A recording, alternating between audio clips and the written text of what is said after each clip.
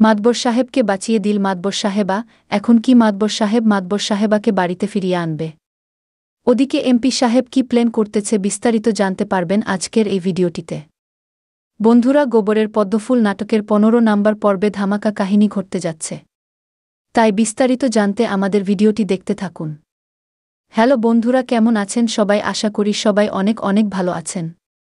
বন্ধুরা, মাতবর সাহেবকে বেঁচিয়ে দিল।